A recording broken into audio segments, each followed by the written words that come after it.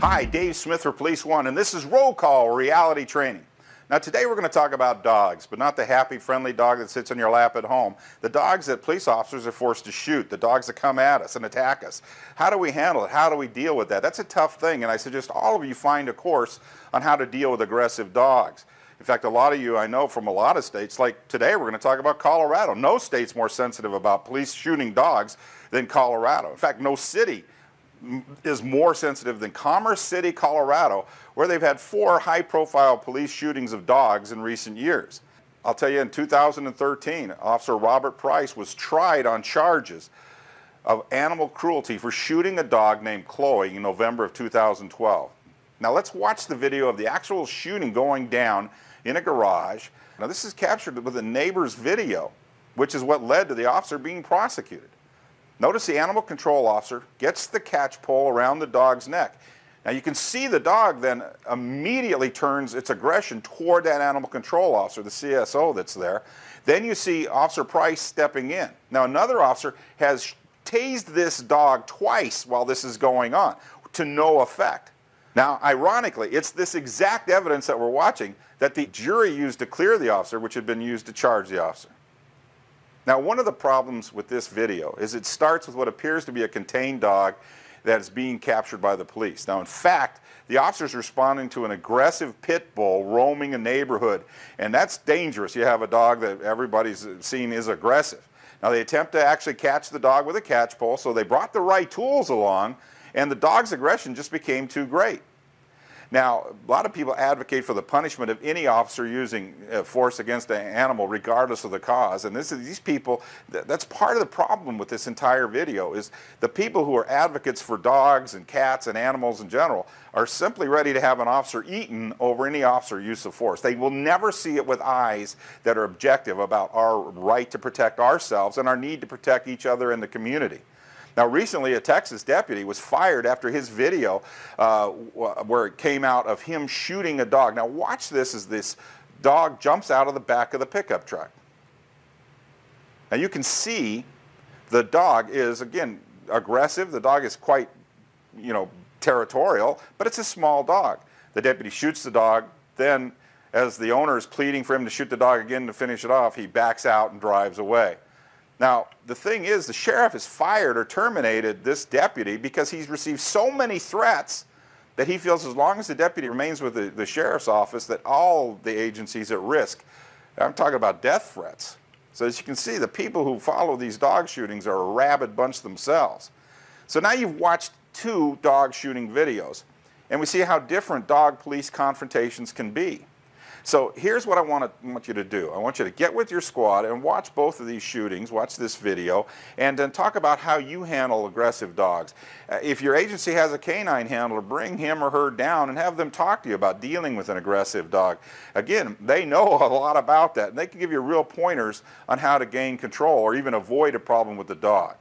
Well, let's go over a few training points to think about. Again, remember, we're dealing with an animal that's incredibly territorial. So we have an advantage if we don't penetrate their space. A lot of times we're not going to deal with aggression.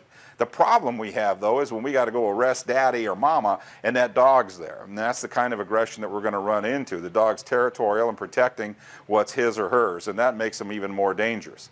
So one of the things is have the owner, if you see an owner, if there's an owner in control of that dog, have them control their dog. So we have to understand is that as you come up to a scene and you see any sign of a dog, then it's important if it's again taking a call where you're just simply taking a report or going in to inquire about something, have the owner come out and take control of that dog. You may simply, as you pull up in your vehicle, and stay in the vehicle for safety, in dealing with the dog. But the yard, you may see signs that just beware a dog, or maybe other signs of a dog. You may hear the dog. The thing is that understand too that learn what are the physical cues of a dog. Whether it's an aggressive dog, or whether it's a fearfully aggressive dog, or whether it's just a dog that's submissive and happy to see you. And again, if you're having a problem with the dog, don't turn and run. That's prey behavior. That triggers that. I'll tell you, one of the great things that I believe everybody should have to watch Cesar Millan and his Dog Whisperer program. I know you're thinking, oh man, I don't want to go watch that. Number one, it's actually kind of a fun show. But I guarantee you, any show, pick any one, and he will teach you about how to dominate a dog. calm, dominant behavior. You're either in the pack or you're leader of the pack, as he says. You got to be the leader of the pack. Project that calm, dominant behavior. Don't penetrate in the dog's territory. It's so important. Don't project fear to that dog. They can sense it. They can smell it. Now, if you do have an aggressive dog, have something in your hand, your clipboard, baton, flashlight, whatever, to feed to the dog if necessary. But also just having it, it's so important. And like if you got your taser, a lot of times just the spark test alone is enough to make a dog run away. But that brings us to our force options. What if the dog doesn't run away? What if the dog does come in to bite you? Number one, continue to project verbal commands and your dominant behavior. And again, the taser often works on a dog. On the other hand, OC often fails on a dog. They don't have the same systems that we do, and they're able to actually fight through it. A lot of the larger breeds you'll see will actually fight through OC with absolutely no problem. Now, a baton can be an effective tool, but not for striking as much as for feeding to the dog or pushing the dog. You know, again, just keeping the dog at bay. The dog may snap on it or bite on it, but again, it can poke and keep the dog away. But never stop giving your verbal commands. That's so important because remember, shooting is your last resort. As you've seen already, the nation reacts really oddly to police shootings. And if you do have to shoot a dog, think about this. First, explain your fear to the public. Explain it, explain. If you're in a command position over an officer that's been involved in a dog shooting, then bare your soul to the public. Look, we have a responsibility to protect ourselves and the community. The owner has a responsibility to train that dog not to have those aggressive behaviors. That's the simple truth, that the dog himself, you know, the owner bears some culpability often in these shootings. So we want to understand, project to the public the responsibility, project to the public our responsibilities, and also about training dogs. And again, we all love dogs. It's an important thing to project to the community. That we're not dog haters, but we don't let your dog's not going to get to bite us.